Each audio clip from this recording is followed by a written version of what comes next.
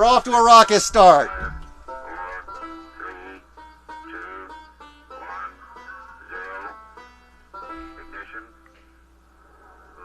Hey everybody! It's a special Mardi Gras edition of your Poem of the Week. We are coming to you live from the Jim Alberti Theater in Austin, Texas, where we are keeping it weird, because in Austin, weirdness is a lifestyle. Right here in Peacock Blue Studios. Here, here. It's time for your special Mardi Gras edition. Did you know the very first Mardi Gras was held on March 3rd in 1699 when Bienville and Iberville landed in what is now New Orleans? And they called their port Mardi Gras. There you have it.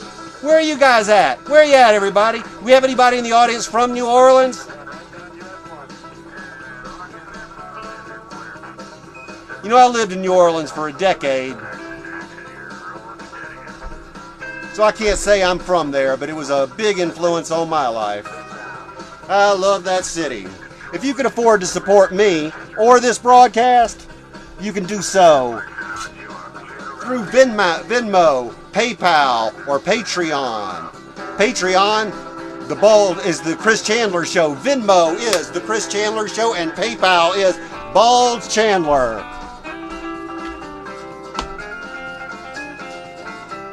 So type it out on the screen. Where are you watching from? Everybody say hi to Rachel. She's running props for us.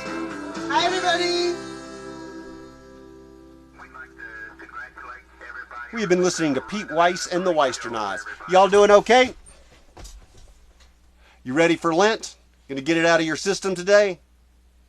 Y'all up for a story? Say, tell me a story, Chandler. Type it out on the keyboard. Joanne says hi. We're having all kinds of technical difficulties. That's a CD player that we use there. Hey, Joanne Tender, watching from Texas. You got it there, Rachel? I do. All right. I think I'm ready to start this thing.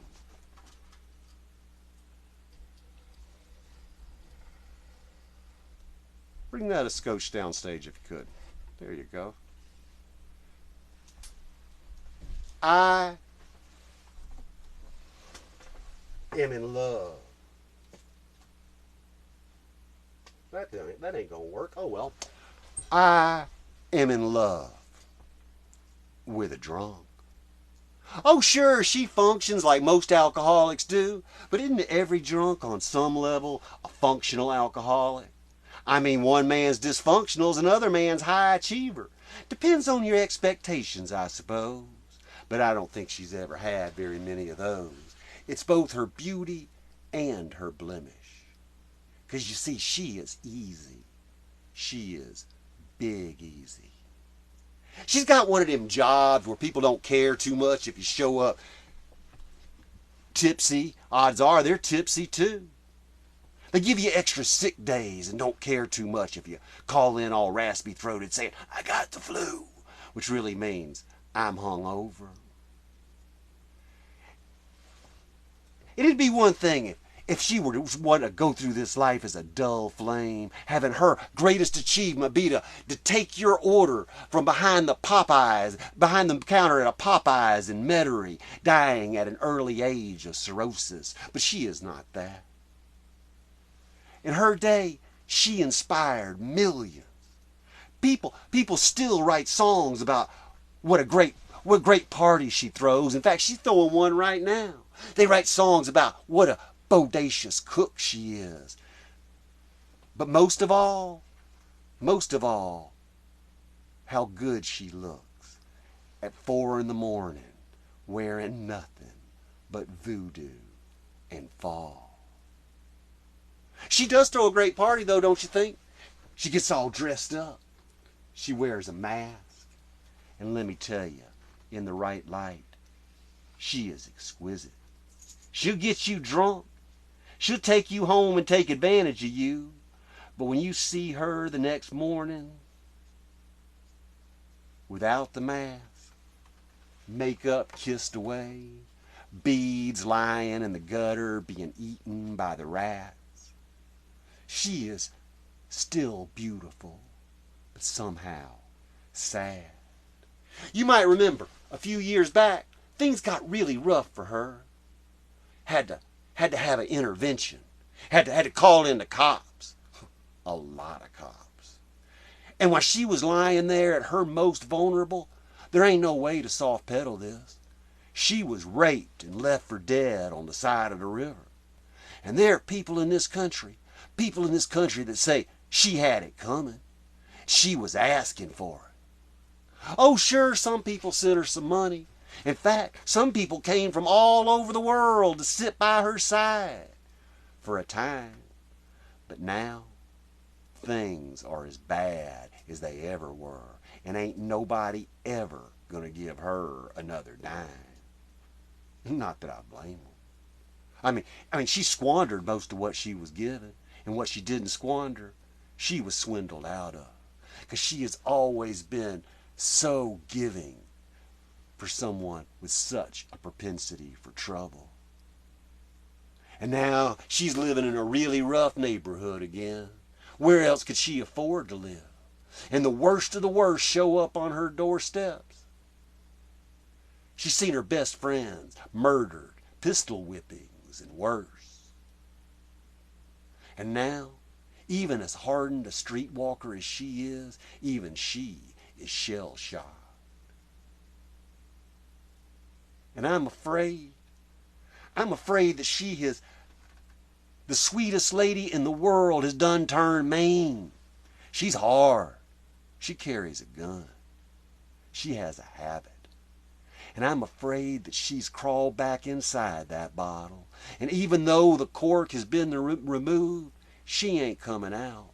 'Cause she simply has no way to grant your wish.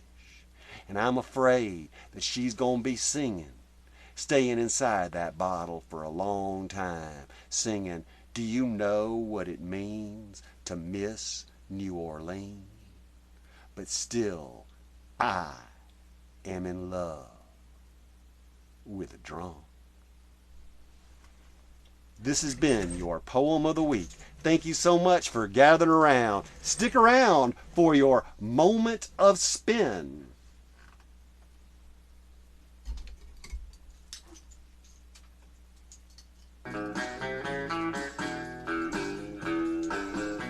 Think of a number between 1 and 3.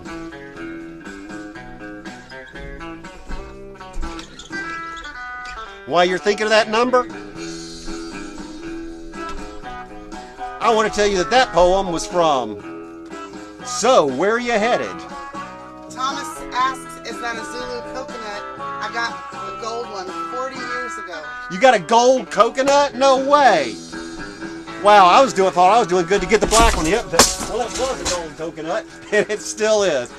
It's a Zulu coconut. You got the gold one 40 years ago. Holy cow. And he would like number 3. For Thomas, what's number 3? Observations from the thin highways of fat America. We need a number between 1 and 126.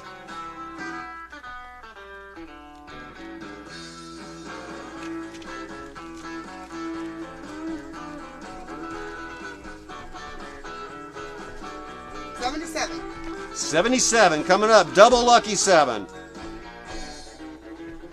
Comes complete with a picture.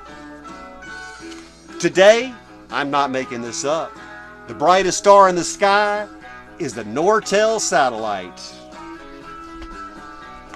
It is true. And you know, I'm going to be playing in New Orleans on Easter Sunday. I'm playing at the Maple Leaf Cafe at 4 o'clock as a part of the Maple Leaf Poetry Series. A million years ago, I was in this book called From a Bend in the River. Paul Benoit and I are going to be playing there. But we are also playing Austin, Houston, New Orleans, Tallahassee, Athens, Georgia, Asheville, North Carolina, Boone, North Carolina. Looking like we are looking for dates in Virginia, D.C., and Maryland. Then we're going to go to Philadelphia and New York City. And this has been your Poem of the Week.